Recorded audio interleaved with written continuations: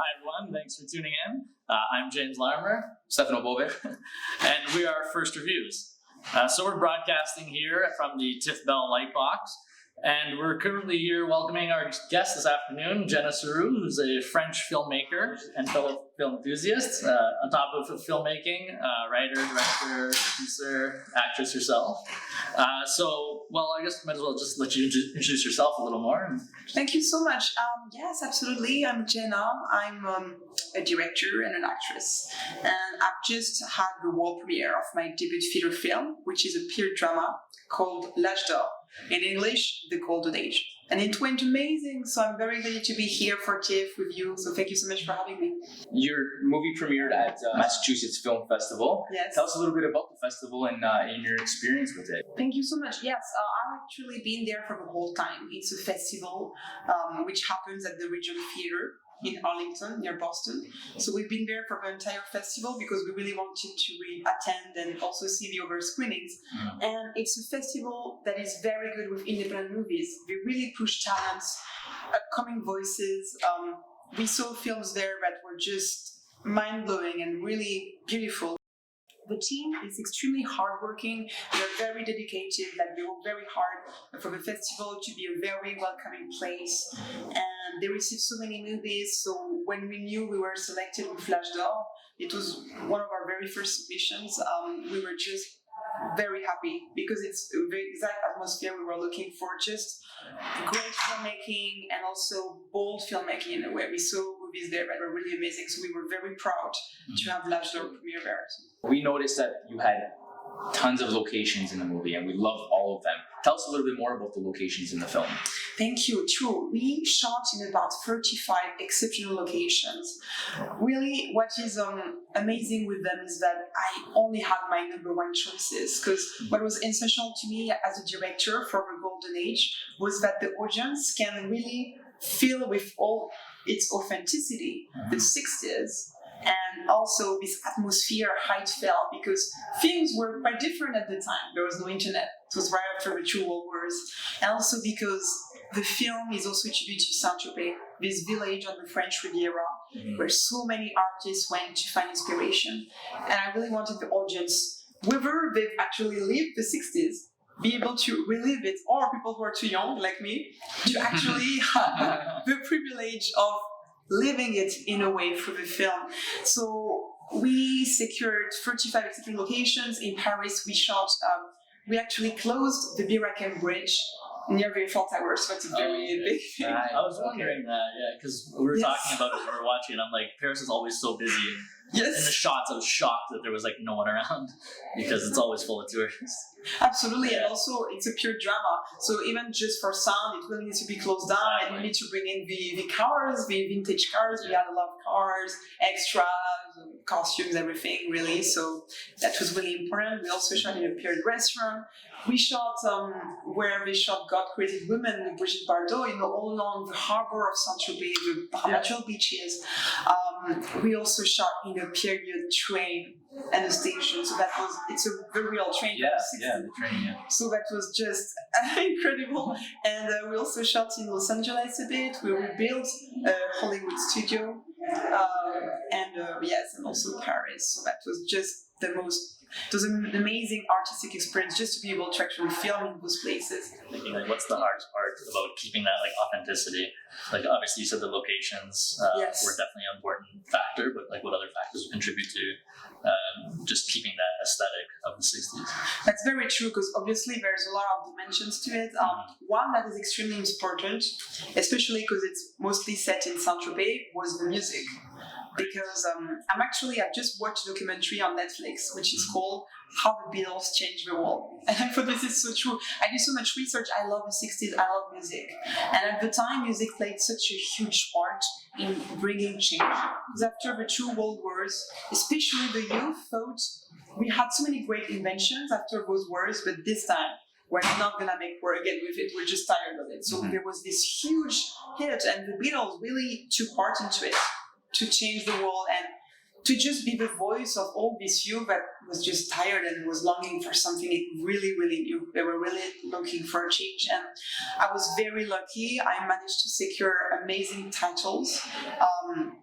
one from Chuck Berry and one from Jimmy Reed. There's also I Can't Be Satisfied, which was performed by Rolling Stone. It was one of their first titles. And there is this big dancing scene in the film that is happening right in the harbor in Saint-Tropez. The place is it's an historical place. It's right on the harbor. It's the exact place on the harbor where at the time so many people will take the time just to dance for hours and hours, and it's another really important factor. And obviously, as we can imagine, also all the cars. That's right, the cars as well. Yeah, you had a lot of classic cars in the movie. Yeah. Me too, the train and also cars, the bikes, everything. So these are things that we, heads of department and Patty, our production coordinator, we really worked on, because it's extremely important that every detail is very thought through. Because if one detail is not right, then it's not authentic and it doesn't feel period anymore. So, and we'll mention the locations. I really wanted this movie to happen because some things change, like Saint-Tropez can change. And so we might not, I'm pretty sure in a few years we won't be able to shoot the same film. And I didn't know that, because as you know, the opening of a film takes place in around the Notre Dame Cathedral. Yeah, that's right, yeah. So it's even more period for that. Exactly. With the very last drama that filmed around the cathedral, so that's extremely important. I think it's really important for us filmmakers because we actually give tribute to places, here to French patrimoine, but also in this case for L'Âge d'Or to all those artists that really brought change. How difficult is it to secure music rights? Music was so important to me as a director that we actually recorded it before filming. So I started working on it a year and a half before we started filming, because I knew that it takes a lot of time to secure the best songs. Okay. And also because I really specifically wanted to record the music before we start filming, because for instance for the dancing scene, it's important that we dance on the exact music that we use in post. So I just had a great time licensing the music because also I took the time to do it right.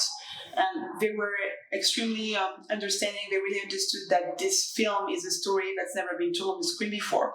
So this is why I was lucky to have really the best titles. And a bit before filming, we recorded it in a Parisian, actually a studio near Paris, not in Paris, but in the Parisian suburbs, with a band I composed. It's a British singer, British musicians that I composed to record it. It was a very exciting step of the film. We noticed that the musicians in the movie had resemblance to the Beatles. Yeah. Was that They're very British. Yeah, they're British. Because it's maybe in a way they kind of because the Beatles at the time were so important, so it's kind of a tribute. But it's also a tribute to British music because I love music. And the British bands at the time, in the 60s in particular, just had a huge influence. We may think of the Beatles, also the Stones, and so many also up later. So it's a tribute to them. Now that you have a successful film in a massive film festival, what is the next step in your career, in your production company? Thank you. Well, so this is actually the very beginning of the promotion and the film festival circuit. So the World Cup premiere happens, and the premieres in various continents and countries will be very important. There will be a premiere in LA and Europe, in France. It's really important.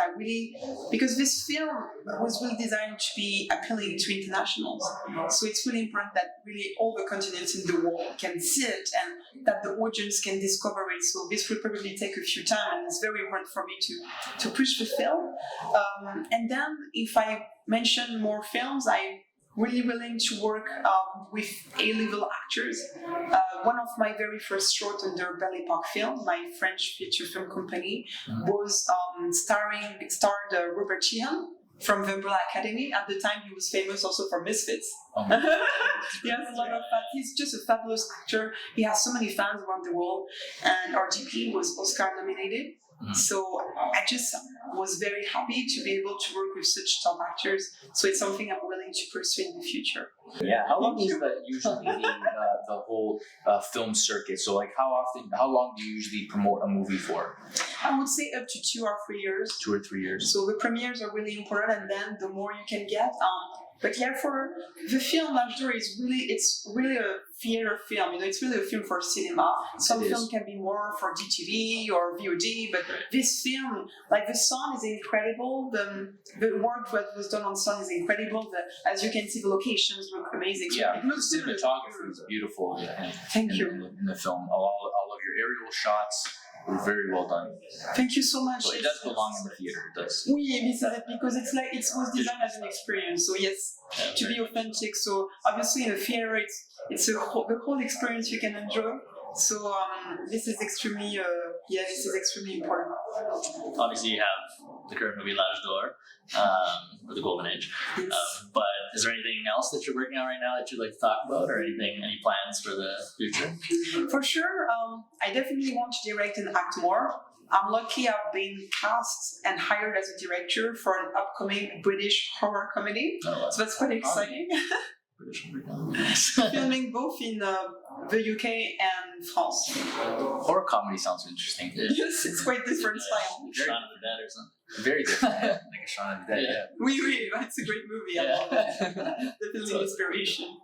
So that's cool. And there's also a peer drama, another peer drama that I started to write. Oh, perfect. So this is an original piece that you're writing yourself? Yes, original script. So Jenna, we want to thank you very much for conducting this interview today. Thank you very much for coming all the way to Toronto. We hope you love the festival. We hope you like the city. We want to mention everyone, Jenna's Instagram page is Jenna Suru Real. You can check her out on Instagram, and L'Âge d'Or Film on Instagram to check out her film. We are First Reviews. You saw it here first.